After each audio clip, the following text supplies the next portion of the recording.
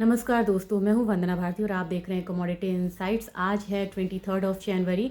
इस हफ्ते का लास्ट डे है और यहाँ पे आपसे कुछ बातें मुझे शेयर करनी है जो कि काफ़ी इंपॉर्टेंट है। सिल्वर में काफ़ी ज़्यादा वोलाटिलिटी है यहाँ पे और एक चीज़ आप ध्यान दीजिएगा, 335 337 से ऊपर की क्लोजिंग बहुत इंपॉर्टेंट है क्योंकि वहाँ पे जाके मार्केट जो है वो रुक रही है।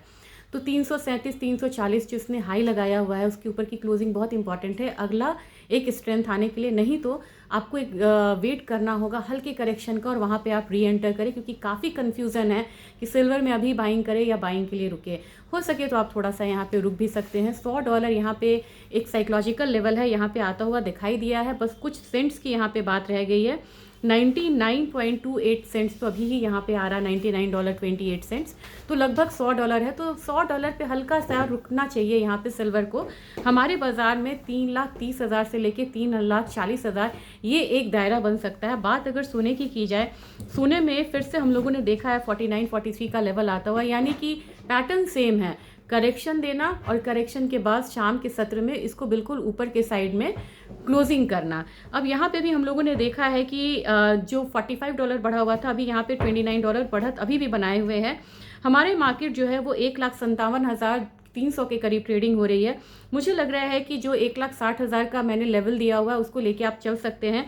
कोई भी यहाँ पे जो गिरावट होगी वो 1,52,000 तक यहाँ पे कैप्ड हो सकती है। और एक चीज़ आपको बहुत इंपॉर्टेंट बतानी है मुझे, अगला जो कॉन्ट्रैक्ट है वो काफ़ी महंगा 1,64,000 65,000 है। यानी कि जैसे ही आप नेक्स्ट कॉन्ट्रैक्ट में शिफ्ट होंगे ना, तो आपको जो गोल्ड है वो बहुत महंगा हो जाएगा और स्पॉट मार्केट उसी को यहाँ पे ट्रैक कर रहा है। चांदी में 8,000 की बढ़त आती हुई दिखी है। अगले हफ्ता हो सकता है कि हम कुछ और बढ़त आता हुआ देखें।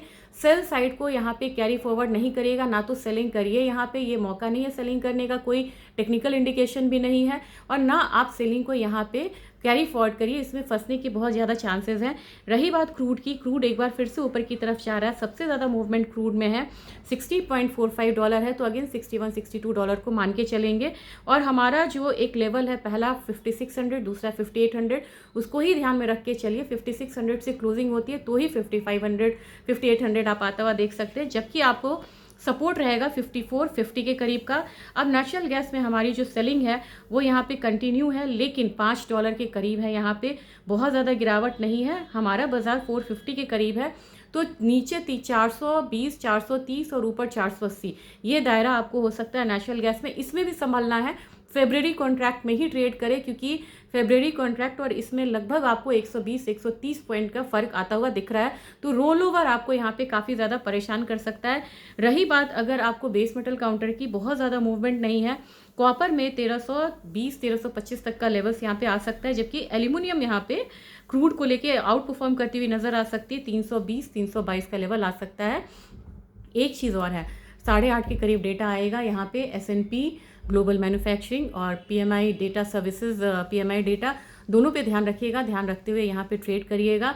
मिलते हैं अगले हफ्ते, और अगले हफ्ते जब मिलेंगे तो उससे पहले ट्रेंड जानेंगे, फिर यहाँ पे एंटर करेंगे। इस बात का ज़रूर ध्यान रखिए। एक बार फिर से आप लोगों को बसंत पंचमी की शुभकामनाएं। Thank you.